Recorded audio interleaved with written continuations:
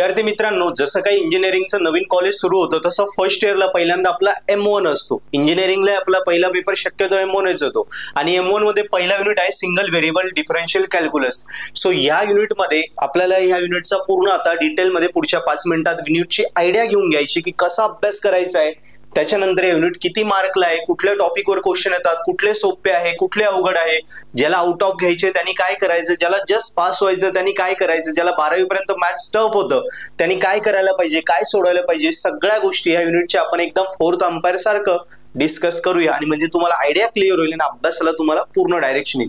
मित्रांनो बघा, इंजिनिअरिंगच्या M1 मध्ये फर्स्ट युनिट आहे आपला सिंगल व्हेरिएबल डिफरन्शियल कॅल्क्युलस. याच्यामध्ये मुख्यतः 7 टाइप्स दिलेले आहेत. लक्षात घ्या, हे पहिले जे आहे, पहिला आहे रोल्स थेरम, याला आपण म्हणतो RMVT म्हणजे रोल्स मीन व्हॅल्यू थेरम. हा आहे लॅग्रांजेस थेरम LMVT आणि कॉचीज मीन व्हॅल्यू थेरम CMVT. हे तिघे पण पार्ट येतात मीन व्हॅल्यू थेरमचे. ओके, नंतर हा दुसरा येतो, या सिरीज येतात टेलर आणि मॅक्लोरियन, या 2 सिरीजच्या पार्ट येतात. नंतर लिमिट्सलाच आपण म्हणतो इनडिटर्मिनंट फॉर्म. इनडिटर्मिनंट म्हणजे जो सॉल्व्ह करणं पॉसिबल नाहीये, म्हणजे मॅथमॅटिकल ज्याचा आन्सर येत नाही, डिटरमाइन होत नाही, तो इनडिटर्मिनंट फॉर्म. आणि शेवट येतं आपलं फुरियर सिरीज, याच्यात हार्ड कोड आपल्याला इंटिग्रेशन सोडवावे लागतं, एकदम टफ लेवलचे. सो आता बघूया आपण. बघा, ज्या मुलाला ऑब्विसली आता मी स्टेप बाय स्टेप सांगतो दोन्ही प्रकारसाठी, ज्यांना जस्ट पास व्हायचंय आणि ज्यांना आउट ऑफ मार्क घ्यायचे. आता हा युनिट किती मार्कला आहे तुम्हाला M1 मध्ये? 14 मार्कला आहे. कसं बघा, 12 मार्कला तुम्हाला हा थेरॉटिकली असेल आणि 2 मार्कला तुम्हाला याच्यावर एक MCQ आलेला असेल. टोटल 14 मार्कला हा युनिट तुम्हाला M1 मध्ये बसतो. आता 12 मार्क साठी 3 क्वेश्चन तुम्हाला करायचे. लक्षात ठेवा, क्वेश्चन नंबर 1 मध्ये ABC बीट किंवा त्याला और क्वेश्चन नंबर 2 मध्ये ABC बीट, याला 4 मार्क 4 मार्क 4 मार्क. हा क्वेश्चन पूर्ण करा, हा और सोडा, किंवा मग क्वेश्चन नंबर 2 घ्या, 1 और सोडा, याला पण 4 4 4 12 मार्क. असा 12 मार्कला थेरीसाठी आणि 2 मार्कला याच्यावर एक MCQ येतो. कधी कधी 2 पण येतात, पण 90% एकच MCQ येईल. सो अशा प्रकारे हा 14 मार्कला आपल्याला युनिट आहे. खूप महत्वाचा युनिट आहे, कारण इथपर्यंत आपले डेरिव्हेटिव्ह परफेक्ट होता, इकडे आपले डेरिव्हेटिव्हची रिअल प्रॅक्टिस होते, कारण ऍक्च्युअल सगळे डेरिव्हेटिव्ह इकडे काढायचे आणि इकडे सगळे इंटिग्रेशन करायचे. त्यामुळे इंजिनिअरिंग स्टार्ट झाल्यावर जे डेरिव्हेटिव्ह इंटिग्रेशन लागतं ना, त्याची पूर्ण प्रॅक्टिस या युनिट मध्येच आपली कन्फर्म होते. लक्षात ठेवा मित्रांनो, ज्याला जस्ट पास व्हायचं ना त्यांनी काय काय करायला पाहिजे, हे तिन्ही जे मीन व्हॅल्यू थेरम आहे, रोल्स थेरम, लॅग्रांजेस थेरम आणि कॉचीज थेरम, हे फिक्स करा. याच्यात फिक्स तुम्हाला हे टाइप दिलेले आहे की काय करायचं काय नाही, एकदम सोपं आहे. पहिल्यांदा डिफरन्शियल आहे का बघायचंय, कंटिन्युअस आहे की नाही बघायचंय, f(b) काढायचं, फॉर्म्युला काढायचा, C ची व्हॅल्यू काढायची, C बघायचंय त्या रेंज मध्ये येते की नाही. एकदम सोपे हे 3 टाइप आहे. या 3 पैकी कुठल्या तरी एका टाइपवर फिक्स क्वेश्चन येतो. इकडे आला तर मग उरलेल्या टाइप मधला इकडे येईल, दोन्ही पण एका बीट मध्ये येत नाही. लक्षात ठेवा, पेपर पॅटर्न पहिल्या युनिटचं समजून घ्या.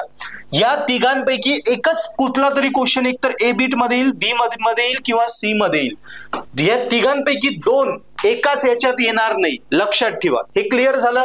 आता टेलर आणि मॅक्लोरियन यांचंही असंच आहे, या 2 सिरीज आहे. मग समजा या तिघांपैकी एक A मध्ये आला तर B मध्ये टेलर किंवा मॅक्लोरियन पैकी येईल. ऑरला पण सेम, वरती A मध्ये ह्या तिघांपैकी एक आला तर B मध्ये या दोघांपैकी एक येईल. ओके, राहिला प्रश्न फुरियर सिरीज. फुरियर मग इकडे पण येईल, इकडे पण येईल. फुरियर मध्ये पण 3-4 केसेस आहे, त्यामुळे कुठल्या तरी इकडे एक केस आली, इकडे एक केस आली. आता अशा प्रकारे तुमचा पेपरचा पॅटर्न असतो. यांच्यावर एक प्रश्न राहतो तुम्हाला, या दोघांपैकी एक प्रश्न राहतो आणि फुरियरवर एक प्रश्न राहतो. अशा प्रकारे हे 3 बीट डिवाइड केलेले असतात. सेम क्वेश्चन नंबर 2 मध्ये पण सेम 3 बीट आहे. मग राहिलं लिमिटचं काय, तर मित्रांनो लिमिट वरती आतापर्यंत 2024 पॅटर्नला दोन्ही पेपर मध्ये, म्हणजे मागच्या वर्षी 2 पेपर झाले, एक आपला डिसेंबर 24 मध्ये आणि एक मे 25 मध्ये, दोन्ही पेपरला लिमिट मध्ये हे 3 केस आहे. बघा, 0/0, ∞/∞, दुसरी केस ∞-∞, 0 × आणि तिसरा 1 to infinity, 0 to infinity. Okay, so या तिघांपैकी कुठल्या पण केसवर मागच्या दोन्ही पेपर मध्ये 24 पॅटर्नच्या लिमिटवर क्वेश्चन आलेला नाहीये. नाहीये, पण एमसीक्यू मध्ये लिमिटवर क्वेश्चन आलाय.